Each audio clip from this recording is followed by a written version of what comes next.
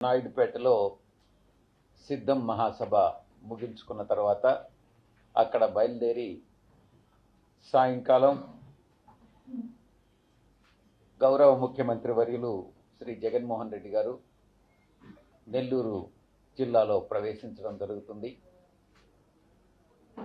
4వ తారీఖు రాత్రి 5వ తారీఖు అంతా కూడా ఆయన ప్రిపరేషన్లో ఉంటారు.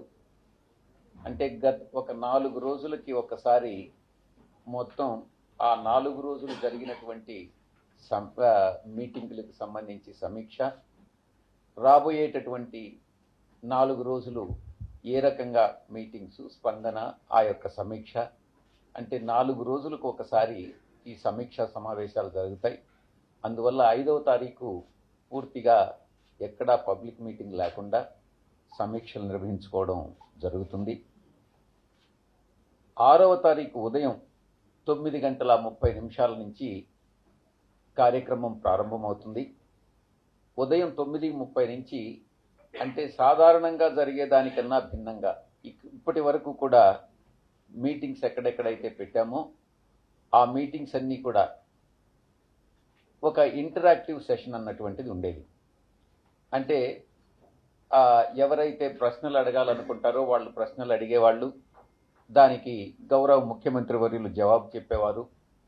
కానీ నెల్లూరులో దానికి కొంచెం భిన్నంగా ఎవరైతే సీఎం గారిని కలవాలనుకుంటున్నారో ఒక్కొక్క నియోజకవర్గం నుంచి ఒక 10 మందిని, మొత్తం 7 నియోజకవర్గాల నుంచి ఒక 70 మందిని కలిపేటటువంటి ప్రయత్నం చేస్తూ ఉన్నాం.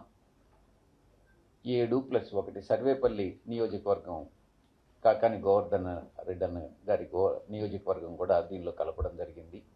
ఈ 8 నియోజకవర్గాలకు సంబంధించి ఉదయం 9:30 గంటలకి బ్రేక్ఫాస్ట్ లొకేషన్లో కొంతమందిని, అక్కడి నుంచి బయలుదేరి లంచ్ పాయింట్కి చేరుకునేటప్పుడు ఆ మధ్యలో ఎక్కడైతే ఏ ఊర్లు వస్తున్నాయో, గ్రామాలు వస్తున్నాయో ఆ గ్రామాల్లో అంతా కూడా భారీ ఎత్తున రిసెప్షన్ అన్నటువంటిది ఆయనకి స్వాగతం పలుకుతారు.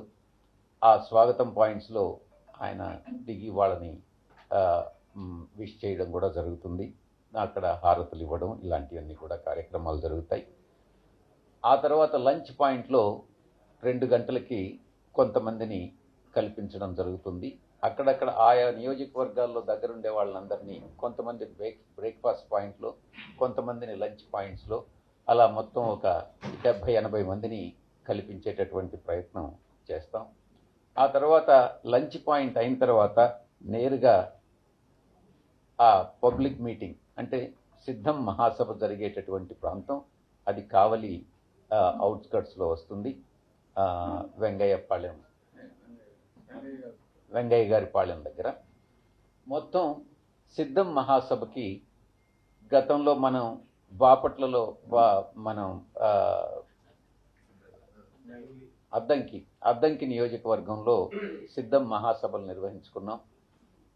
మొత్తం 4 మహాసభలు అయిన తర్వాత ఆ మహాసభల తర్వాత ఏ ప్రాంతాల్లో ఏ జిల్లాల్లో అయితే సిద్ధం మహాసభలు జరిగాయో ఆ జిల్లాలు కాకుండా మిగతా జిల్లాల్లో అన్నిటిల్లో కూడా సిద్ధం మహాసభలు నిర్వహించుకోవాలన్నటువంటి నిర్ణయం తీసుకోవడం జరిగింది. ఆ నిర్ణయంలో భాగంగా నెల్లూరు జిల్లాలో గతంలో సిద్ధం మహాసభ జరపలేదు కాబట్టి కావలి సెంట్రల్ పాయింట్ కింద అన్ని నియోజకవర్గాలకి సెంటర్ అవుతుంది కాబట్టి ఆ సెంటర్ పాయింట్ని ఎన్నుకోవడం జరిగింది.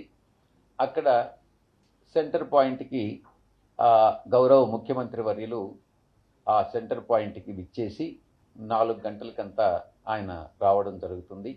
4 నుంచి 6 దాకా, అంటే మా గౌరవ ముఖ్యమంత్రి వర్యులు 5 గంటల నుంచి 6 గంటల వరకు ప్రసంగిస్తారు.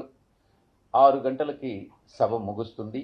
6 గంటల తర్వాత గౌరవ ముఖ్యమంత్రి వర్యులు బయలుదేరి కందుకూరు చేరుకుంటారు. కందుకూరులో రాత్రి బస చేయడం జరుగుతుంది. 4 గంటల నుంచి 5 గంటల వరకు మా యొక్క గౌరవ శాసనసభ్యులు, సమన్వయకర్తలు సభను ఉద్దేశించి ప్రసంగించడం జరుగుతుంది. 5 గంటలకి ముఖ్యమంత్రి గారు ప్రసంగిస్తారు. సిద్ధం మహాసభలకి ఉన్నటువంటి స్పందన చాలా అద్భుతంగా ఉంది. ఆ మేము సిద్ధం మహాసభలకి ఈ యొక్క 8 నియోజకవర్గాల నుంచి ఇంచుమించుగా 1,00,000కు పై చిలుకు, 1,00,000కి ఎటువంటి పరిస్థితుల్లో తగ్గరనని అంచనా వేస్తున్నాం. ఎందుకనంటే స్పందన ఆ రకంగా ఉంది. గ్రామాల నుంచి మాకు మేము వస్తామనని మా గ్రామం నుంచి ఇంతమందిని తీసుకొస్తామని అన్నటువంటి స్పందన కనపడతా ఉంది. కాబట్టి ఎటువంటి పరిస్థితుల్లో 1,00,000కు తగ్గకుండా వస్తారనని మేము ఆశిస్తూ ఉన్నాం. ఈ యొక్క సిద్ధం మహాసభలన్నీ కూడా చాలా చాలా విజయవంతంగా ప్రజలు ఆయన ఇచ్చేటటువంటి ముఖ్యమంత్రి వర్యులు ఇచ్చేటటువంటి సందేశాన్ని వినేదానికి వస్తూ ఉన్నారు. ఆ రోజు రాత్రి కందుకూరులో బస చేసిన తర్వాత 6వ తారీఖు అక్కడి నుంచి బయలుదేరి ఆయన ప్రకాశం జిల్లాలో ఎంటర్ కావడం జరుగుతుంది అన్నటువంటి విషయాన్ని మీకు తెలియజేసుకుంటా ఉన్నాను. ఇది సీఎం గారి ప్రోగ్రాం సిద్ధం మహాసభ గురించి.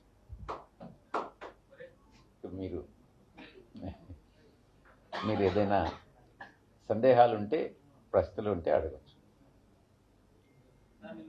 కేంద్ర ఎన్నికల సంఘం కొంతమంది ఐఏఎస్ ఐపీఎస్ అధికారులందరూ కూడా బదిలీ వేసేసింది. అందుకు ప్రధానంగా ఆయా ప్రాంతాల్లో శాంతి భద్రత సమస్య ఉత్పన్నమైన కారణంగానే బదిలీ వేసినట్టు సమాచారం ఉంది. మరి అలాంటి అధికారుల యొక్క వైఖరి మీద మీ అభిప్రాయం ఏంటి? ఉదాహరణకు నెల్లూరు తీసుకుందాం. శాంతి భద్రతల సమస్య ఏముంది? తిరుపతిలో శాంతి భద్రతల సమస్య ఎక్కడుంది? చిత్తూరులో ఎక్కడుంది? గుంటూరులో ఎక్కడుంది? శాంతి భద్రతల సమస్యనని మీరు ఎలా చెప్తున్నారు? ఎక్కడైనా శాంతి భద్రతల సమస్య వచ్చింది, ఉత్పన్నమైంది, ఏదన్నా అవాంఛితమైనటువంటి సంఘటనలు జరిగాయని మీరు ఏదన్నా అనుకుంటున్నారా?